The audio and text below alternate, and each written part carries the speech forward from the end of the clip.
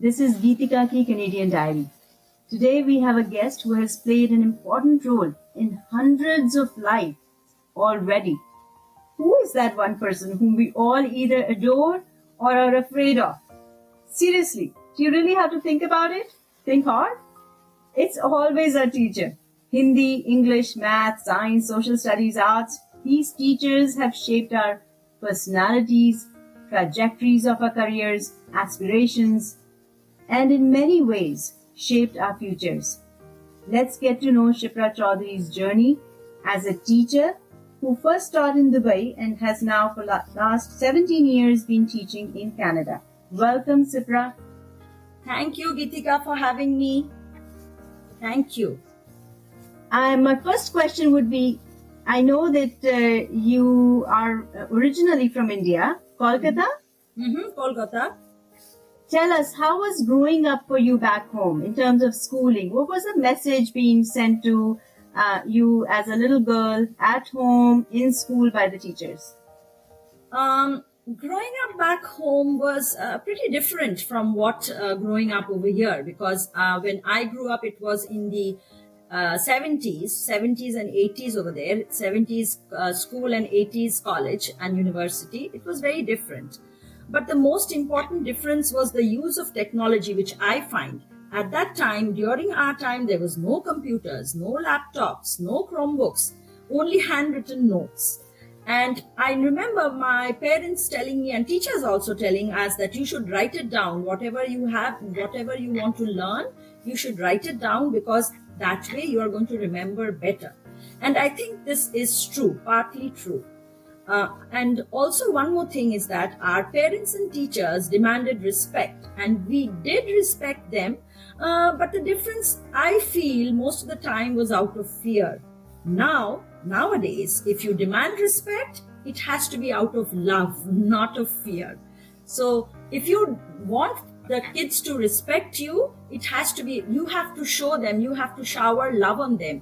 And once they realize, yes, Mrs. Chaudhury is trying to help us, trying to build our education, then they are going to love you. This is what I have realized. You are so right about that, Sipra. It reminds me of my school days. Yeah. I come from a family, my parents are teachers. And then the message that was always sent to us was that teachers are second set of parents at school. You spend 6 hours there, 7 hours there. Yes. You have to respect them. You have to listen to what they're saying. You cannot disobey, and you cannot question. Yes. So, as for example, sometimes here, from Asian parents, I understand that the child is not supposed to look straight into the eyes of the teacher, right? So in some places, there's a message like that's disrespectful. But here, you were talking about the differences. Here, you have to make eye contact. Otherwise, you're not, something's wrong, right? Okay, you're not making eye contact there. Yes, always eye contact, and then you have to make them feel that, you know what, it's okay. If you're not getting it, I will again explain it to you over and over again. We work as a team. Until and unless you understand, I will not move forward. So when the child understands that the teacher is trying to teach me, not letting me go, then slowly that love, and I always have this habit of holding the child, either hand or like a hug, like a small hug. And this has come, I always had that, but because of the COVID, we couldn't do it. But now I've gone back, because I feel when I hug them, I can feel the warmth coming from them, and the look in their eyes. Oh, Mrs. Chaudhury means I have to do this. If I don't do this, she's not going to be happy. And I get my results. The results that I want, I do get it. So I'm very happy. Lovely. That's very lovely. I'm sure the pandemic was hard on teachers and kids and everybody. Of course, very hard. Yeah, it was a different style of teaching. I'm sure you guys must have missed as well, being in person and taking care of your students in the class. Yes. I remember whenever people say, Geetika, how come your Hindi is so good? I always in my heart say thank you to my Hindi teacher. She took great effort. She realized right away. Now I was reading Robert Frost's quote. Robert Frost. Okay. Yeah, there's a quote saying, I'm not a teacher, but an awakener. Yeah. And there's another one, I like that one too a lot. I always think about it I think by Joyce Meyer. It says something like, teachers can change lives with the right mix of chalk and challenges. Yes, true, absolutely true. I really think that in a classroom which has certain things, certain students who are to be challenged, and certain students who need additional support. So, like for example, if I say struggling students who really need support, and then you have to provide challenges also to those who excel. So, a Yeah. teacher can only be a teacher who's supposed to be a true teacher, means the teacher has to be helping to both the groups. It's not that only I will help the challenging students or the struggling. It has to be both.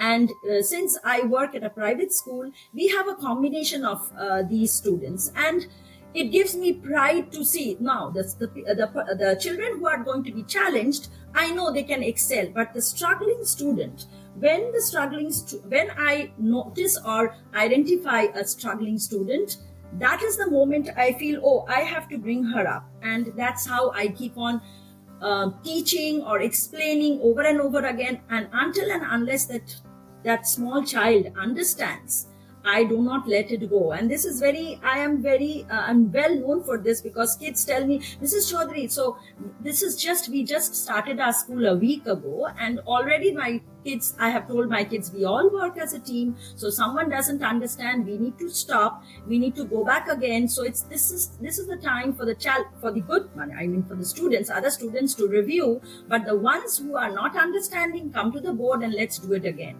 And they love it, because slowly, if I have to give homework, I need to see that they have understood the classwork. Otherwise, they're going to go home and say, oh, I didn't understand. Parents don't have so much of time, nor probably the method as the way I am teaching. So I make it a point before giving homework that they have understood the classwork very well.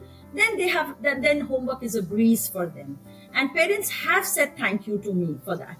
So I'm really very happy for that.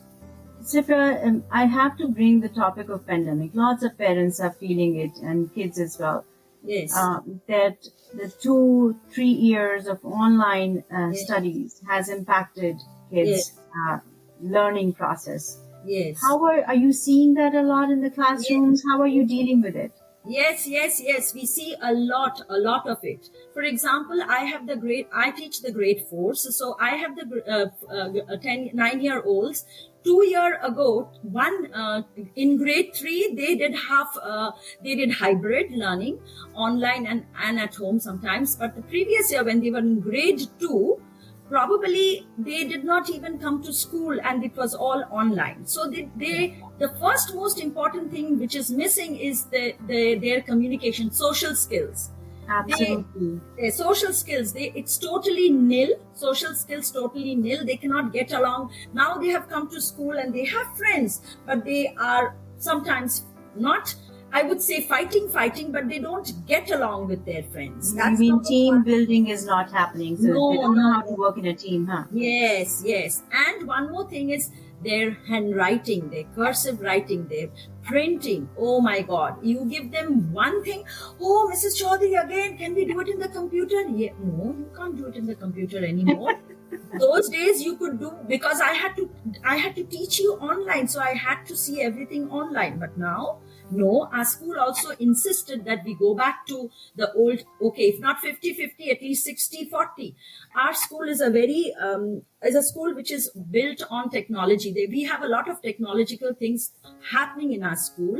And the principal also, for that matter, the principal insisted that we all learn, the teachers all get trained in technology, and we do videos. Yeah, I understand. Boards kind of coming up with this, yeah. So there is an ask that, yeah, because technology is becoming such a big part of our lives, right? So they need to be ahead of it and make sure that we are preparing them for the rest of the world. But as you said, cursive writing, I remember when my kids were in kindergarten, I was actually holding the way I was taught back home. Haath pakad ke kaise, those 3 lines cursive writing notebooks that we used to get in India. I couldn't find them, seriously. I couldn't find them here in Toronto anywhere. And then one day, after like months of search, I was so lucky. I was so happy to find a stack of those notebooks in Canadian Tire, one of the And you Canadian got Tires. them. So I picked And a you got bunch the of them. And you got So- the whole stack. Yeah, so it's like the writing small letter, capital letter, kaise likhna hai. So this is so important. I tell them, my kids as well. So computer is okay. It's good to know technology, but then handwriting is so important. Why is Very. the emphasis not that much? Is it just me telling my kids or what? I think most of the parents have come back to us and saying that no, Mrs. Chaudhury, for you have to let them improve on, give them handwriting, let them improve their cursives. Even for example, drawing the lines in your math notebook, in your math draft book, drawing the margins, writing the date. We have to really spend one whole week. No, this is the way the day comes first, Monday, comma, September 19, 2023. We underline it. So this is the way I'm going step by step, slowly, because I know these kids have not been to school, and the kids probably last year also, they were not taught in this way, or they were taught and they have forgotten. For the summer months, they completely forget everything.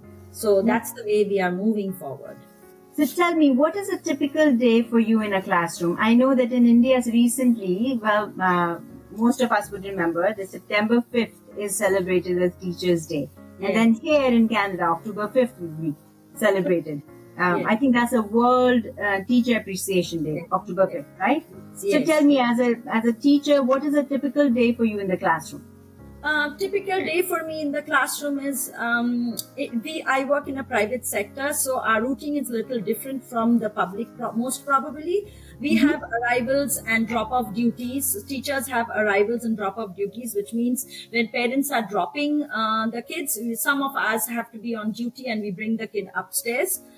Take their stuff from the car and then we bring them upstairs. Then there is morning assemblies, which includes singing "O Canada," the treaty statement, and then certain announcements. Today kids will have this, or today we have another meeting or something like that. And then the homeroom starts, the classes start.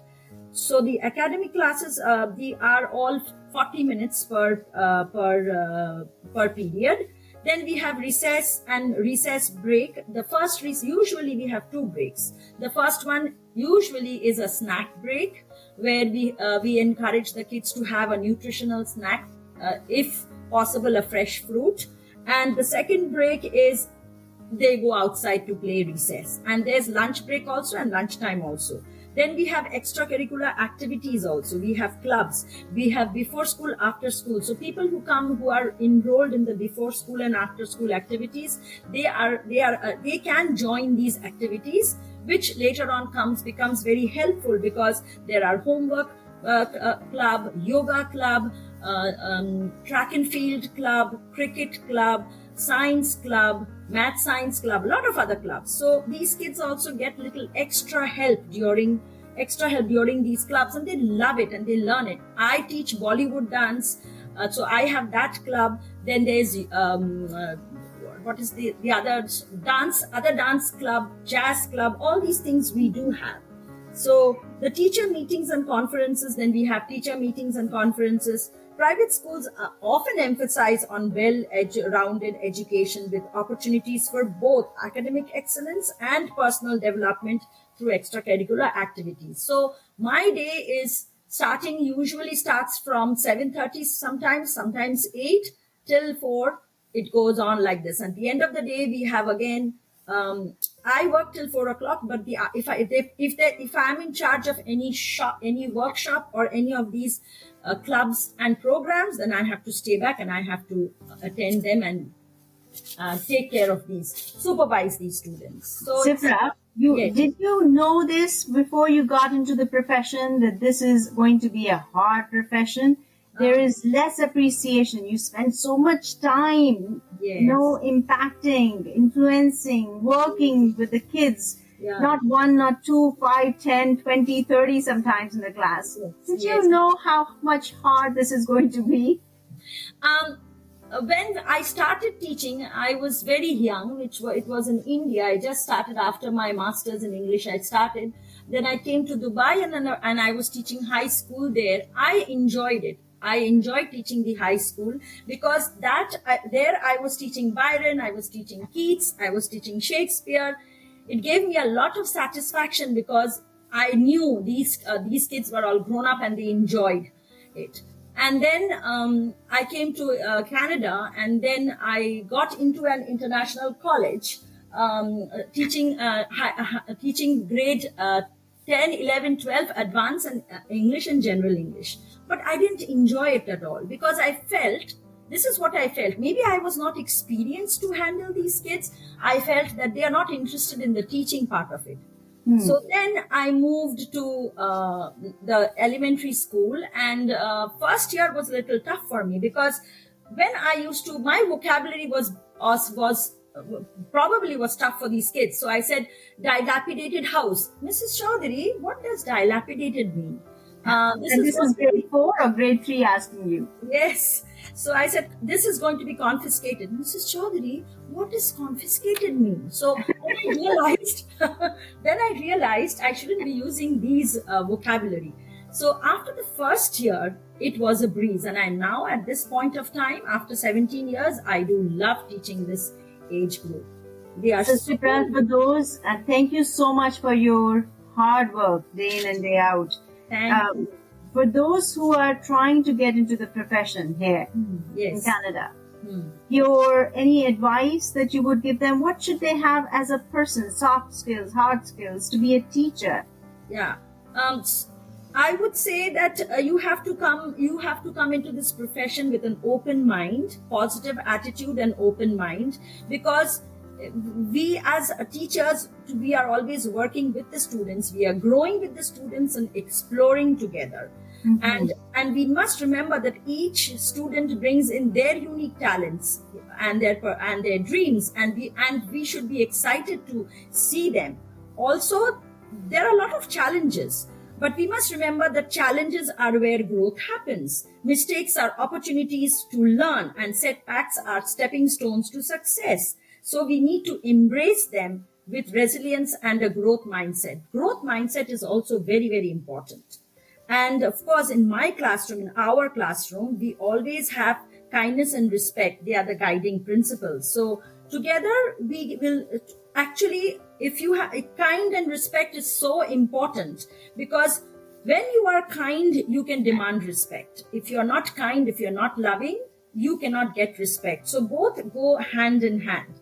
And of course, to set goals, we all have goals. We want to dream big, but we have to work diligently towards that.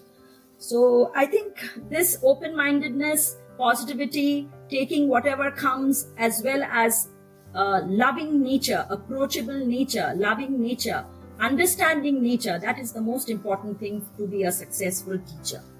I love that answer, Sipra. So my final question to you, it's the start of the year for students here in Toronto and Canada.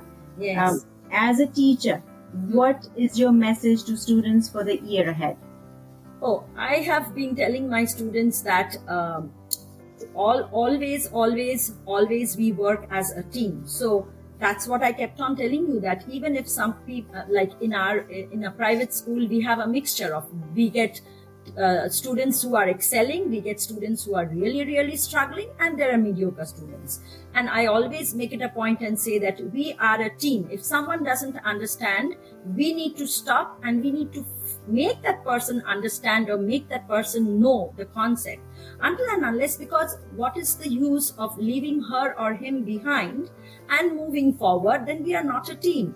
So that is what I always say. And I have already told my class that this year we are going to learn together. We are going to grow together. The moment I said grow together, Mrs. Chaudhury, you want to grow again? I said, of course, every day I learn. I learn from you guys.